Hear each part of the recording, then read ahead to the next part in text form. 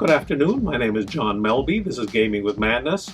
We're going to talk today about Rivals for Catan, which is a really fun two-player card game that's very similar to Catan, designed by Klaus Teuber, the same author of Catan. So Klaus Teuber, after Catan became a hit, looked around and said, well, you can't play Catan with two players, it's 3 to 6 players. So he said, we need to have a two-player version of this. And after trying a space-themed game that's long out of print, they came out with Rivals for Catan in 2010. In 2016, they came out with Rivals for Catan Deluxe. It doesn't add a lot. You get these nice little trays, and you get 9 promo cards, which is really nice. The difference between Basic and Deluxe is not that much in price. It's about an hour long, although if you're really analysis paralysis type, you can stretch it out longer. It basically has 180 cards in here. You're building a settlement along a line here.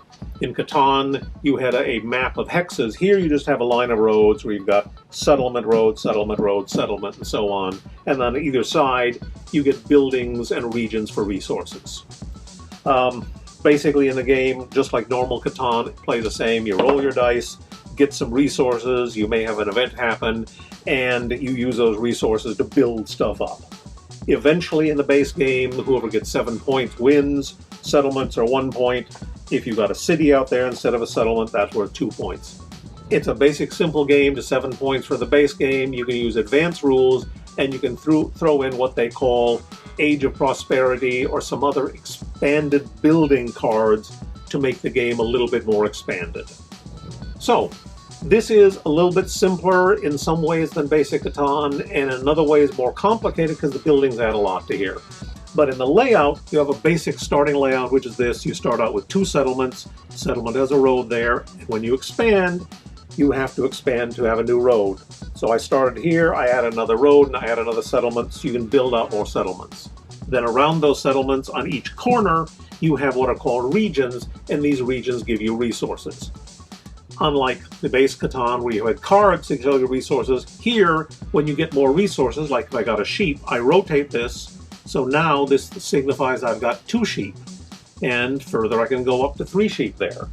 Or in this setup where I've gone on, I've built already little bit things up here, I can have some wheat there and some wheat there, so you can get more resources overall in the game.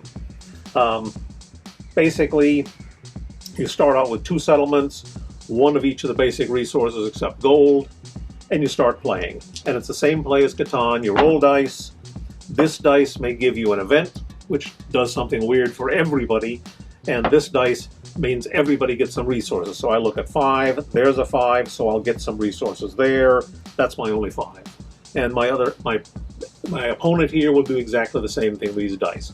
Then I take all my resources, I build more roads, I build more settlements, I build cities, or I can take buildings.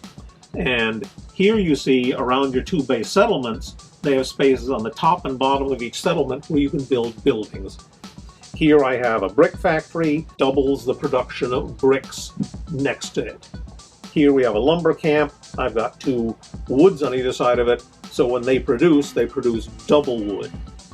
There are other things out here. There's a lot of different buildings, like this trade ship means I can trade either of these goods 2 for 1 for any good I want.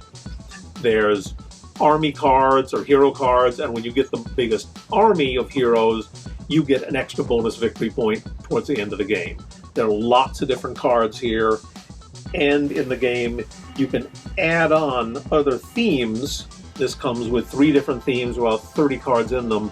They add on to these basic set building cards that do all sorts of interesting things. There's a few advanced rules too, so you can play a little bit of a longer game as well.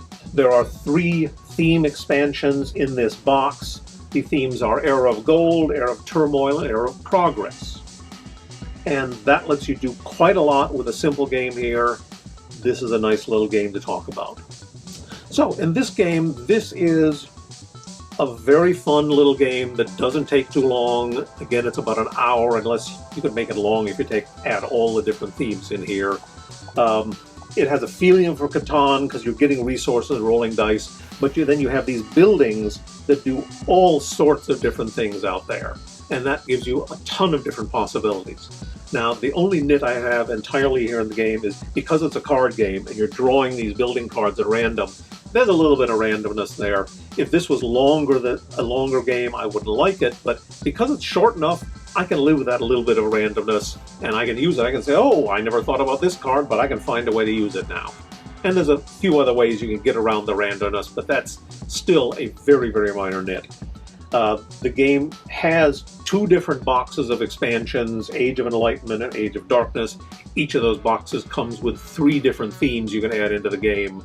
So once you get to that point, you're up to a total of 9 different themes you can mix and match here, giving you tons of replayability in the game. So Rivals of Catan, I don't play a lot of 2-player games, but this is one of my top 3 2-player games that I've ever played.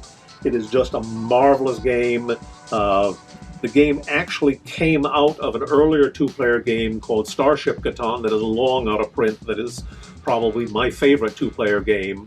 But this still is a marvelous game. It gives you a feeling of Catan with some expansions with all these different buildings there. Thank you for watching. This is Gaming with Madness.